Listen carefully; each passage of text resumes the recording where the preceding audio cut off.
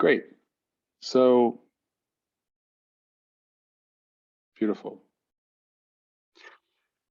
We've got some topics today: loving kindness, forgiveness, and awareness. And this is more advanced because it's not easy.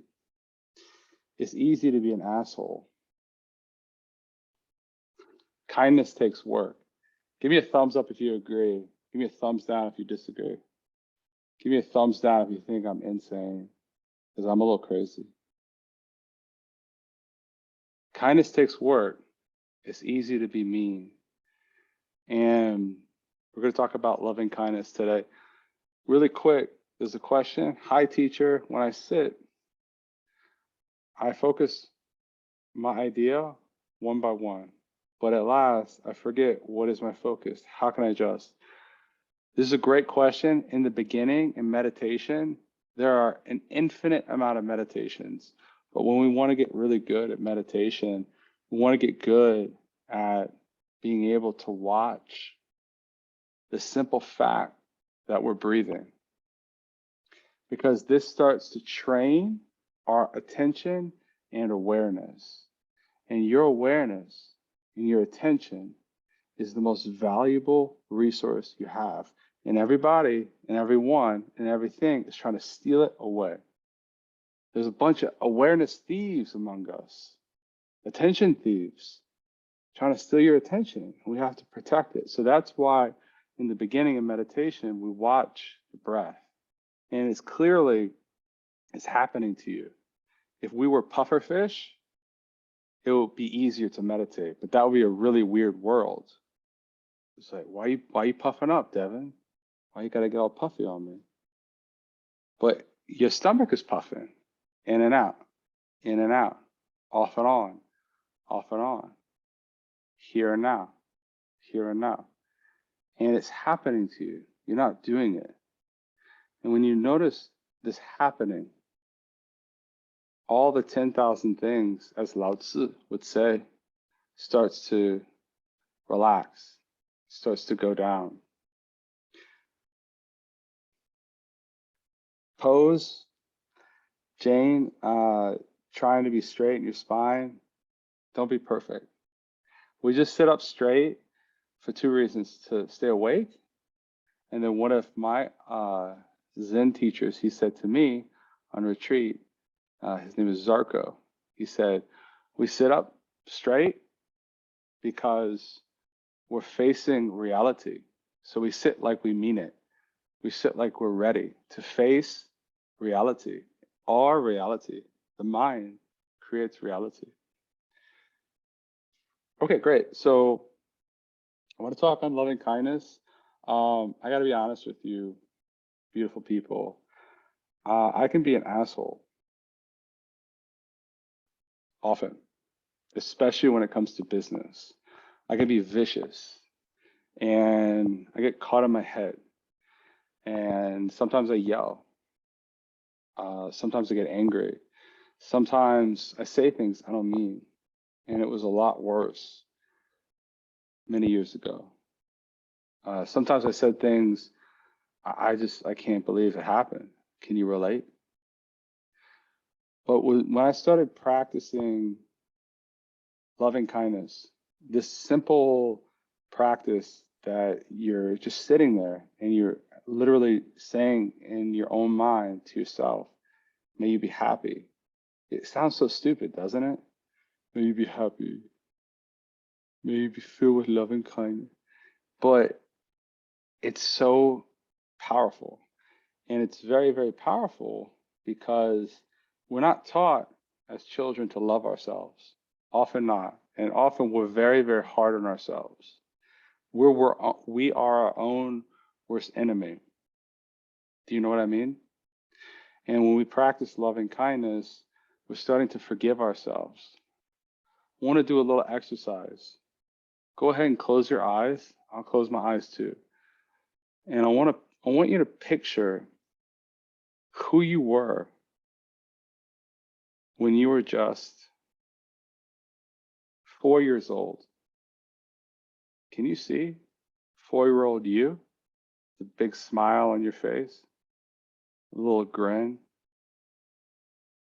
You see? This person, this being, this is your essence. This is truly you. You are fresh. You came into this world. You were only in this world for 4 years, innocent. And when you talk to yourself, talk to your inner child. Talk to who that 4-year-old is. You would never say to yourself, "What's wrong with you? Why don't you do better? Why don't you make more money? Why are you so fat? Why don't you have hair? Why don't you make whatever?" You would never talk to a child that way. You would always be kind to that person. So I'd love for you to hold this childlike essence inside of you and just remember who you were, who you are, and just picture that 2-year-old or that 3-year-old. And today, if you can, try to find a picture of yourself when you were a child and just look into that picture and feel loving kindness for that kiddo inside of you, that great kid inside of you. Because compassion starts with ourselves. And only when we can start to love ourselves, we can begin to love others. Okay, so just open your eyes. Thank you for practicing that little micro meditation. What did you feel when you saw like this childhood image of yourself and you were giving that childhood image some love? How did it feel? Feel free to type in the chat, or you can say it out loud. You can unmute yourself. I'd love to hear. How did it go?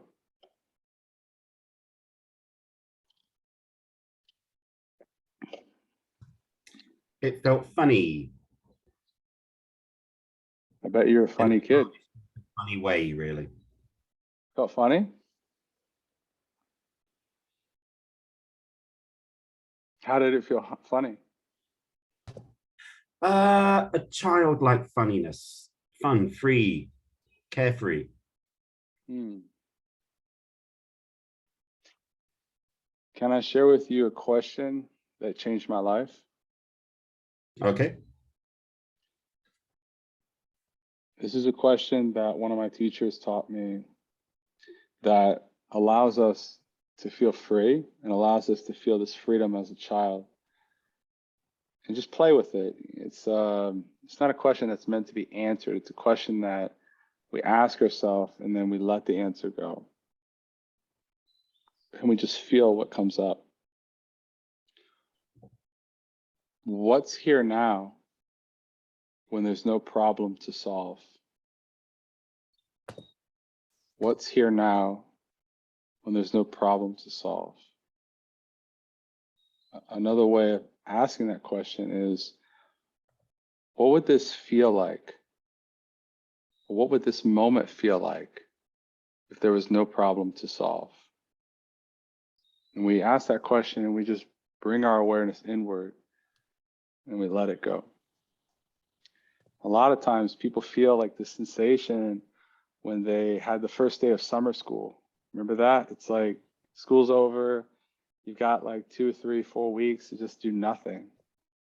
And you have like this liberation feeling, not many responsibilities. So what's here now when there's no problem to solve? I'll often ask myself that question before I meditate. Is that helpful? Yes. My 4-year-old smiled a lot, and his family members, Arturo said.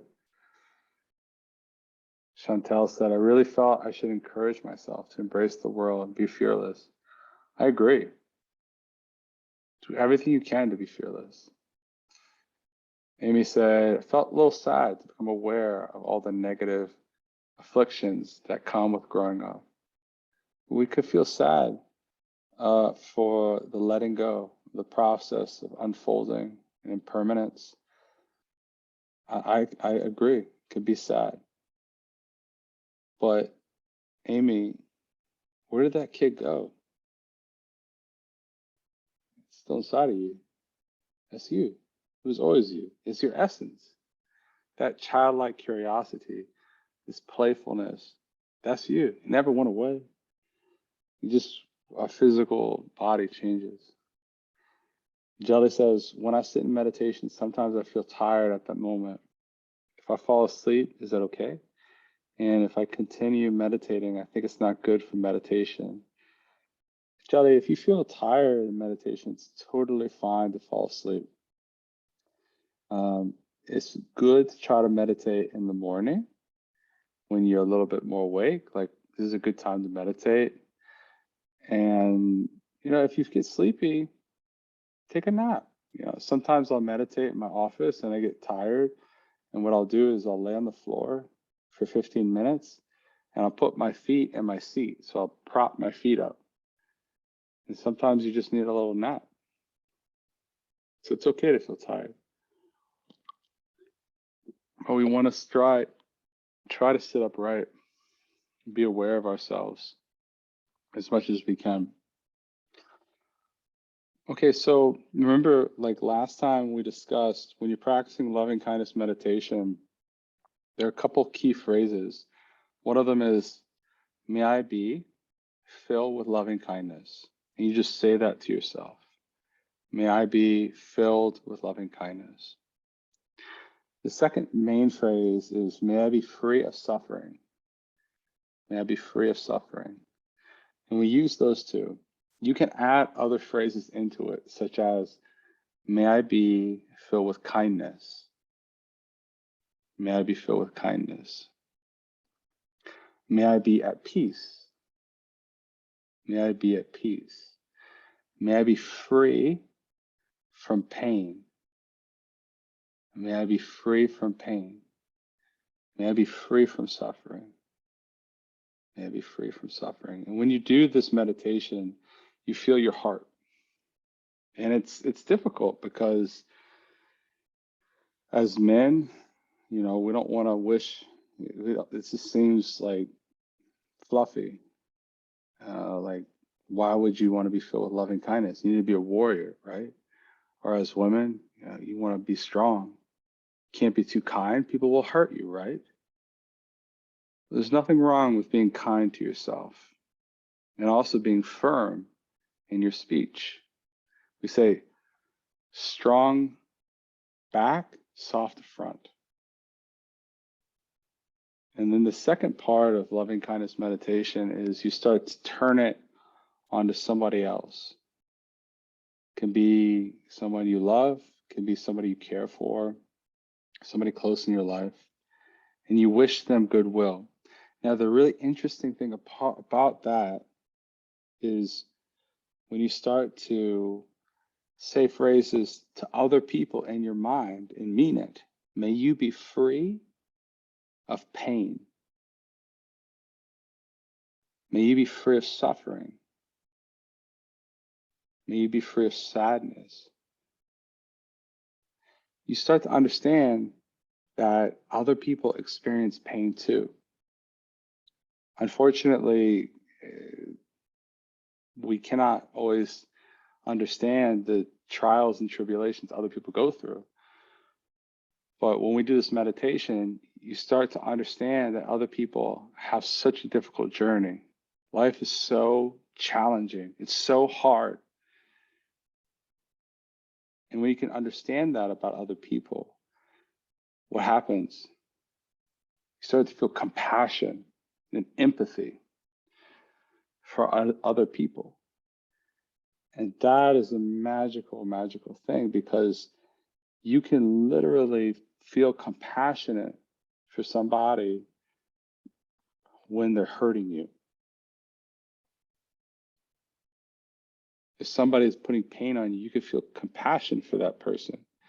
And that's some of the deepest compassion you could ever do. And that's like black belt, like ninja style skill. That's like super, super advanced skill. And it takes time to work up to that. Okay, so pop quiz. What are the key phrases of loving kindness meditation? Share them in the chat. What are they? And how does it work? What are the phrases of loving kindness meditation? What do you think? I'll give you a hint. I'll give you a hint. May I be? It's a good start. May I be filled with loving kindness. Yes. Yes, Daisy. May I be filled with loving kindness. May you be filled with loving kindness. Good job, Daisy. May I be free of suffering. Okay, what else? What's something else you could wish somebody? These are virtues. May I be patient. Beautiful. May I be happy. Awesome, Devin. May I be at peace. Awesome, Daisy. And these are very, very powerful sayings to say to yourself. Okay, so I really want to teach you how to meditate. I don't want to give you fish. I want to teach you how to fish. Does that make sense? So what we're going to do is going to sit here for 5 minutes in silence. And I'm not going to guide you. And I'd love for you to do a mini loving kindness meditation for yourself. This might be difficult, but you know what? You're tough. You're a very strong person for being here. Some of the strongest people in the world are right here.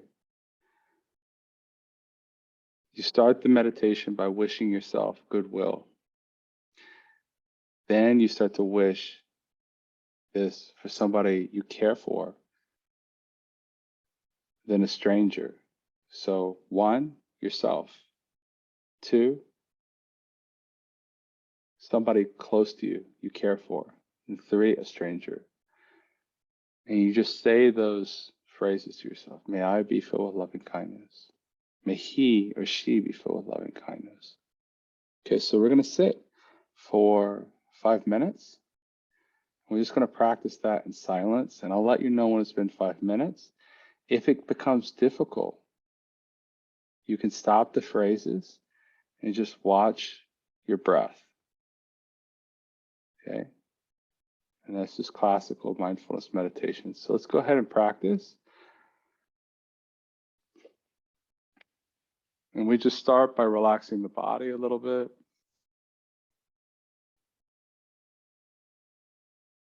And coming to the breath, just to ground the mind, ground the body, watch the breath.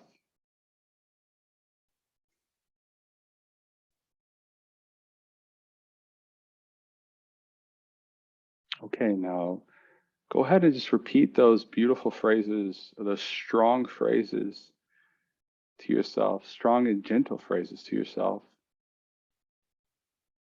at your own pace, just for about 4 minutes, and just see how you come on, because we really want to start to learn how to do this on our own throughout our days, throughout our lives. So I'm going to be quiet. We're just going to sit here for about 4 minutes, and I'll let you know when it's been 4 minutes, okay?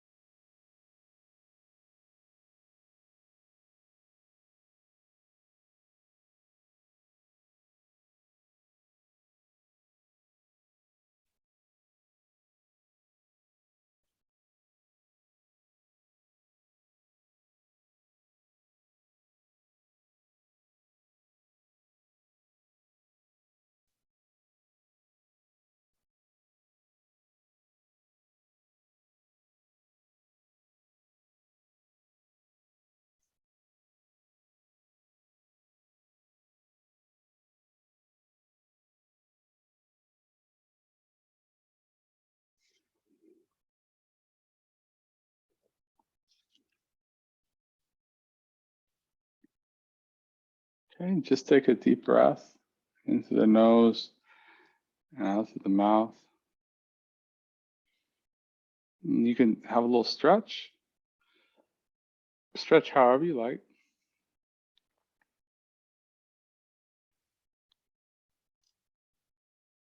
All right, great. So we're just gonna spend a few minutes just doing some Q&A.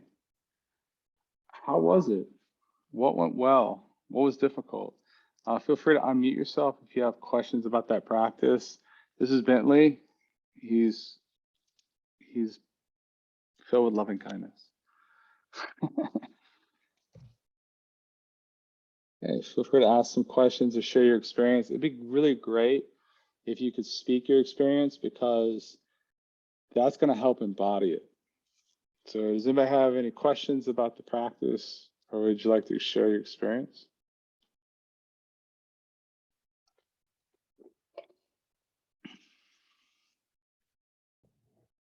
It took me a while of saying it several times for me to actually felt as though I genuinely meant it. Because when I first started saying it, it felt like just a sentence. But then as I, did it for a few more times, then I could actually feel that I started to feel sincerity behind the sentence. Perfect. Perfect. That's exactly how it should work. Thank you, Paul. Awesome. I'm just going to read some of these comments. I feel that it is not really kind and quiet my body. It's hard to relax my mind and body when I control my mind and feelings. Yes, I agree. When you control your mind and when you control your feelings, it's hard. It represses a lot of ideas. Yes, when you control your mind, when you control your feelings, it will repress a lot of ideas. Samatha. Samatha meditation is to have one object, point, and the point of samatha meditation is to reach samadhi, to experience samadhi, to taste it, the unified mind, the calm mind, no mind. And when we're practicing samatha meditation or mindfulness-based meditation at the breath, which is us Westerners call it, we don't control our mind. We don't control our feelings. We just become aware of our feelings and our mind and our body non-judgmentally with compassion. And we come back to the breath. He says, I feel when I sit in meditation, I follow my ideas and can't control. It is freely and I have happiness. I never leave. Is it the real mind, the real calm in mind, the highest object of meditation? That's subjective. Those are great questions. How long can you find the real yourself?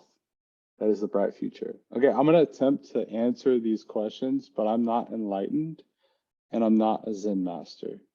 So be easy on me. One of the goals of meditation is to realize the illusion of a separate self, to cultivate wisdom and compassion, and to start over time to realize who you really are deep down inside, beyond your name, beyond your face, beyond your beating heart, who you really are. And upon realization of who you are and the maintaining of the realization of who you are, that's enlightenment. And it's a journey. It's not a destination. You're already enlightened. It's just a gradual unfolding to waking up to your true nature. If you were to just watch your breath in the morning for 30 minutes a day, that's enough for your entire lifetime. And enough insight and wisdom can be generated from there. So when we're practicing meditation, it's very important not to strive or attach or cling Because when we cling in meditation, it's the equivalent of trying to get the shirt that's already on my body. It was mine all to begin with. So a lot of people, what they find doing is they find themselves running in circles in meditation, or a cat chasing its own tail. And you don't have a tail, and you're not a cat. So take that with a grain of salt. Those are very good questions, and I'm surprised you were able to write them so well in English. Those are really good questions. Thank you for sharing that with us. Daisy said, it's really short. I got into the rhythm of my breathing and really enjoying it. Beautiful. So when you get into short meditations and you cut it, you end it early, notice the desire of wanting to meditate longer. Appreciate that it's there, and then let it go, because that's gonna help you meditate more in the future. Appreciate and cultivate gratitude that you're starting to have the habit of meditation. Smile and say, oh my God, I'm starting to really love this. I can't wait to use that love the next time I sit. Or while I'm in a conversation with somebody that don't like me, or it's your wife or your husband, and they're saying, why are you blah, blah, blah, blah. Come back to the practice. Come back. Come home to it. If I can't focus, can I just count? Miranda, that's a great question. And absolutely, if you're having trouble in basic mindfulness meditation of the breath, you can count your breath from 1 to 10, repeating. And what this is it's breath awareness, and it's also a mantra, because the counting in the mind will wash out the thought. It'll override the thought.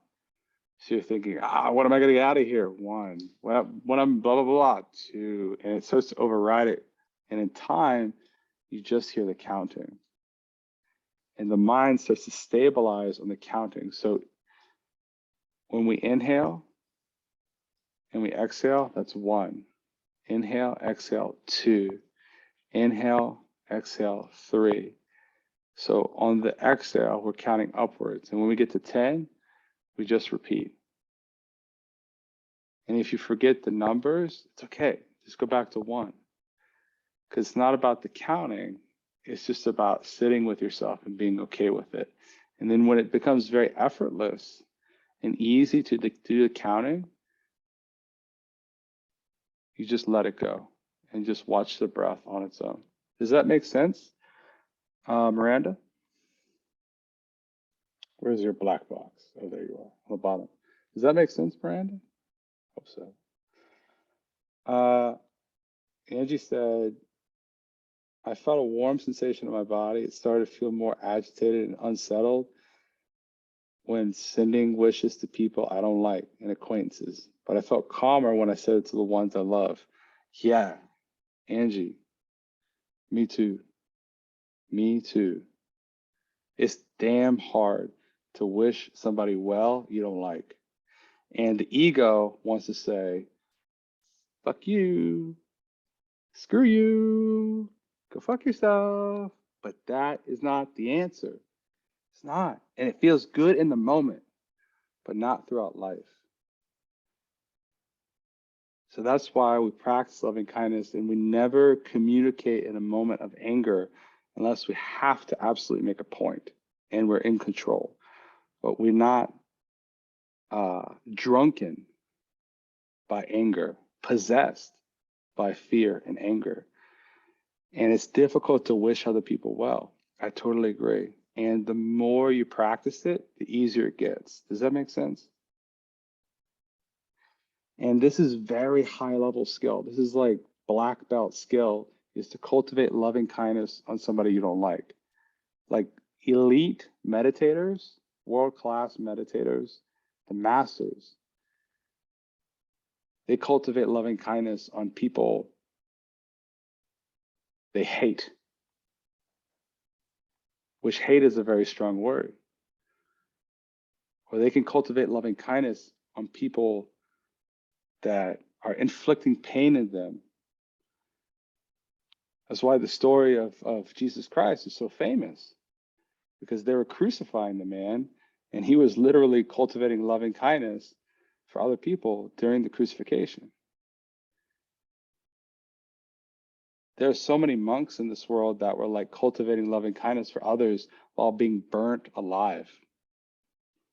That is like the strongest compassion ever. It's amazing. And then that story lives for generation to generation to generation. Okay, so we're going to talk about forgiveness, and then I'm going to be quiet because I love to hear from you. Raise your hand if you've got somebody to forgive in your life. Raise your hand if it's hard. Raise your hand if you don't want to forgive them because they're mean, they're bad. I don't have enough hands for everybody. I know, right? Now, let's talk about this. Anger, hate, fear. Just saying it makes me fired up. When we don't forgive that person, it's like holding a hot coal in our hands. Have you heard that analogy? And if we don't forgive them and we keep the hate, we keep the anger, it's us who are getting burned. It's us who are in pain. And only when we can forgive that person, even if they've done the worst thing in the world, we can let it go. We can let it go. And when you let that shit go, you feel light. You can live your life. But if you hold on to that hate and you don't want to forgive, that's not the way. I promise you. I'll give you a couple of examples. One,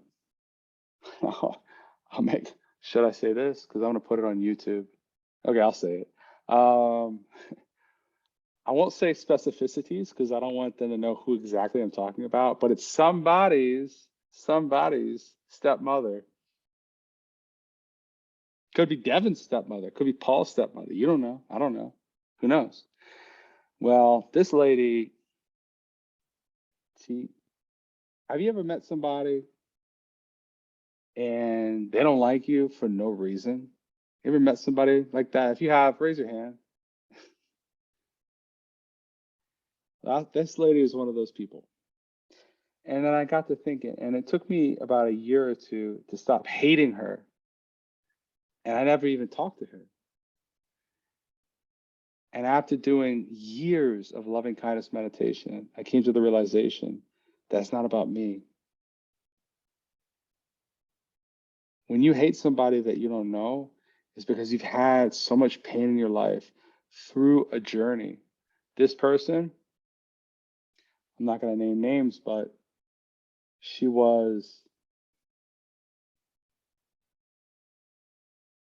had a hard life. She had a hard life. Life wasn't fair to her. And a lot of people cheated her, hurt her when she was young. And then when she got in her 20s, 30s, family members stole money from her. And she said to herself, I'll never let that happen again because that's not fair to me. So I'm going to protect myself. Then people get old. They fall into patterns and they become bitter. And then the complexity of the emotion expands over time. Does that make sense? So I could not quite understand why that person hated me, but I knew one thing: in order to live my life, because they're stuck in my life. Do you have somebody stuck in your life that don't like you? I bet you do. Maybe you do, you don't know it. But they're stuck in my life, and somebody you might not like is stuck in your life. And it sucks. But the moment you can forgive them, there's going to be less pain on your part. And guess what? I got to tell you a secret. Nothing pisses your enemies off more than you being happy. You know what I mean? So that person that you don't like, they don't like you. If you become at peace with yourself, that's probably going to agitate that person. But you know what? That wasn't your intention. It was just to let go of what you were holding on to. Drop the bag at the airport. Keep it there. Get on the plane, fly away. You don't need that anymore. So forgiveness is so important, but only through cultivating loving kindness and meditating and contemplating can we understand over time who we actually need to forgive.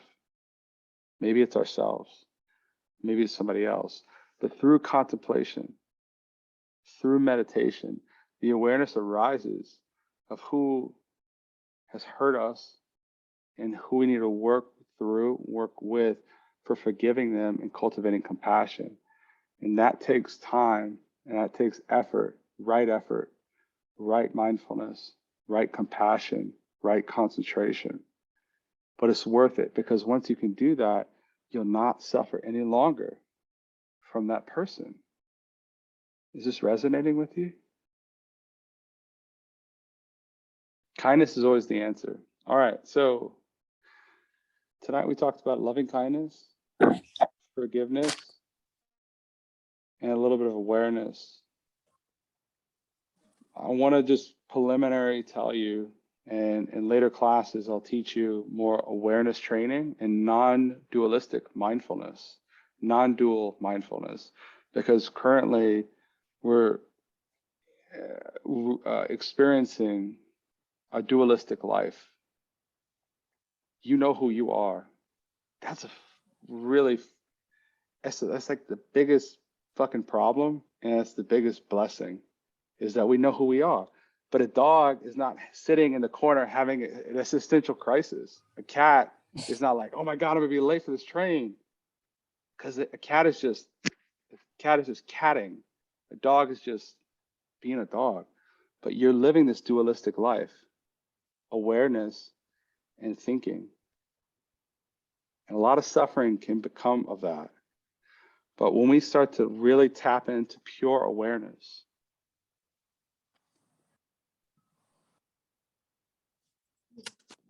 you start to understand who you really are. You're the watcher at the gate. You're not those thoughts. Just because you think something doesn't mean it's true. You're the observer of it. And there are many beautiful practices to really train your awareness. One of them is just as simple as saying, who is aware? Or what is aware? Who is aware of awareness? Because you're turning around. You're taking 2 steps back. And you're watching the watcher. Who's watching the watcher? Miranda says, I realize I'm not in an eternal space lately, an eternal peace. I rebounce immediately like a ball hitting the ground. Me too. My family or a stranger who will talk to not nicely to me, I respond even harder that way. Me too. Miranda, we're like the same person. And I respond even harder. It's not nice, but I'm aware of it and I forgive them and I also forgive myself. Damn, that's beautiful. I got in the biggest fight with my business partner yesterday, like bad. But we worked through it. But it was a really hard fight. And you know, we yelled at each other, but we came out of it realizing, which is silly, we're fighting about how we can better share meditation in the world, which is like, it's like kind of funny, it's kind of comical in retrospect. But you know, I said things I didn't mean. He said things he didn't mean. And we're meditation teachers. Have you ever seen 2 monks having a fight? They do. They're not perfect. And you're not perfect either. That's okay. That's okay. That's all right. Beautiful. Thank you, Miranda, for sharing and opening up that way. I think a lot of people can resonate with you. Arturo says, I practiced a lot of loving kindness recently toward my group leaders during the lockdown. I didn't mistreat them when they messed things up or things were lost. Beautiful, man. Beautiful. Kindness is the way. And that's pure leadership, is that you understand that people make mistakes and you can forgive them, move forward. All right, so I'm gonna hang back and hang around for about 10 more minutes. Does anybody have any questions on meditation or loving kindness meditation or practicing forgiveness or awareness meditation? Feel free to type your question, or you can unmute yourself and talk, speak, or you can tell me telepathically through the ocean. If you're in China, it's through the ocean. I am in China. I'm Beautiful. in China. Well, I think we lost her. She was there and then she I can speak out, I think. Found truth in your word. Okay. When you said that the best thing we can do is to show the people we don't like that we are happy. I think that's really so meaningful. And I was visualizing my brother exactly when doing the loving kindness meditation. I know, in my view, he's a very mean person, so it was difficult. Nevertheless, I think when I was thinking that I wish him to be kind, I felt like hopeless. Like, no, there's no hope for this person. But then when I started thinking he suffers too, then I could change my perspective. Really, I felt probably what comes from him is it is generated from suffering, and so this is the first step for me. Now I think I will focus on these, and I will feel more closeness first, and probably can work on our relationship better and better. So thank you for disclosing this today. I've gotten in so many big fights with my sister. It's like ridiculous. She said to me, "You ran away to China for 10 years. You left us." What are you supposed to say to that? Oh my God. And I have to try to be compassionate. That was tough. But, family, if you think you're enlightened, go spend a week with your family.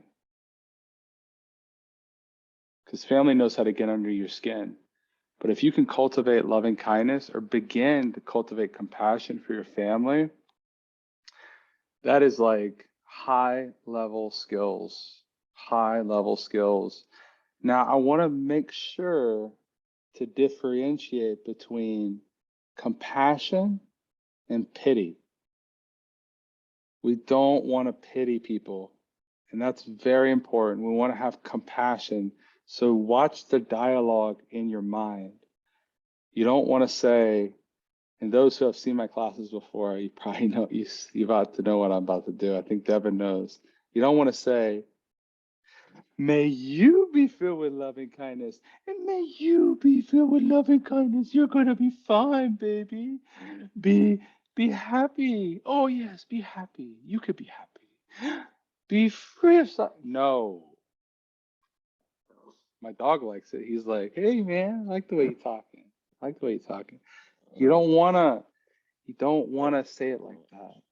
You really want to say it with compassion and not pity, because there's a fine line between compassion and pity. Does that make sense? Because we're meeting them on the same level. It's not like, "Oh, may you be happy, little one. May you be happy. I hope you're so happy." No, it's like, "Hey, man, hey, are you happy? I hope you're happy. Can you be happy with me? Let's be happy together." Now we're on the same level. He can feel it. He doesn't understand it, but he can feel it.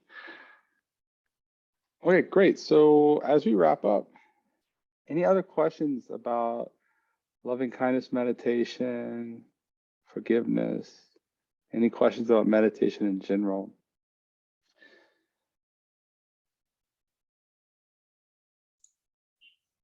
I'll say that on Hey, top of yeah.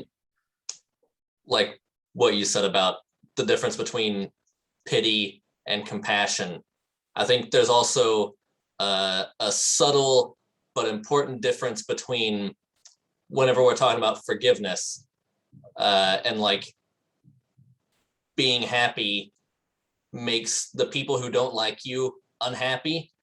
I think it's a subtle difference between being happy for yourself and being happy to spite that person. Like you're being happy just to say, I'm gonna be happy just to show you that, you know, just to make you unhappy, I'm gonna be happy, versus being happy just for yourself, and them seeing you being happy is just a side effect or a byproduct of you just actually being happy. Yep. So everybody listen very careful to what he just said.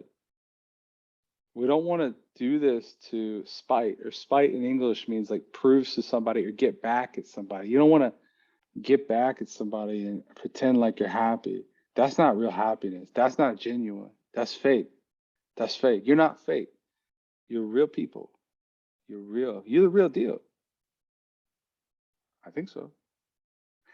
That's awesome, Devin. Thank you for that insight. Okay, so we're finishing up today. I hope you have a beautiful weekend. If you've gotten value from today, what you can do is tell somebody in our group chat. We have a community called Free Mindfulness Class, and there's another community called Modern Mindfulness Community.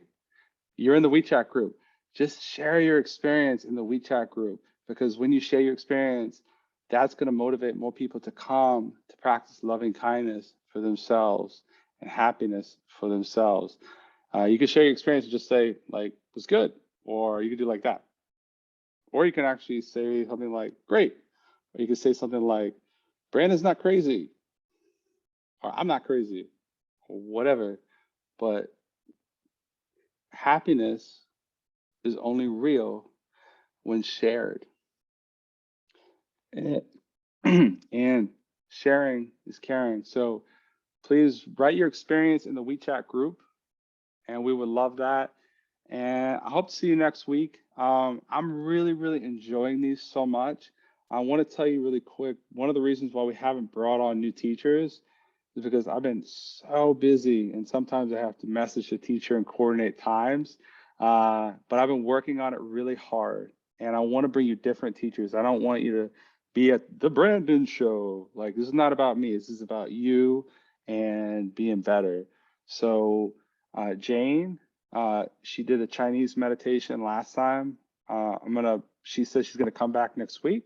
And then we've got another teacher who's actually a lawyer in Little Rock, Arkansas, and she'll be joining us. And she's a great meditation teacher. So we've got 2 weeks of different meditation teachers, and find the teacher that's best for you. I'm kind of an eccentric teacher. I'm kind of wacky, and I'm not best for everybody. So find the meditation teacher that's best for you, and they'll talk to you. They'll meet you for like an hour or two. Some of them meet you for like 3 hours for free. You know, they can't like meet you every day for 10 hours because they have to, they have to live their lives. But they'll meet with you and they'll talk to you. So please find the meditation teacher that's right for you. And that's what this community is for. It's about mental wellness and being better together. So beautiful. I'll see you all next week. Please share in the WeChat group. Yeah, I had fun, or whatever you want to share, because that'll motivate more people to come. I love you all. Have a beautiful day. Good night. Good day. See you later. Had fun. I hope you had fun too. To you. Devin, it was awesome to see you, bro. Yes, good to see you. Long time no see. Hope to see you again soon. You, man. Come anytime. You can come for like 5 minutes or whatever's good for you, man. Definitely. See you next You. time. Bye. Bye. Peace. Bye.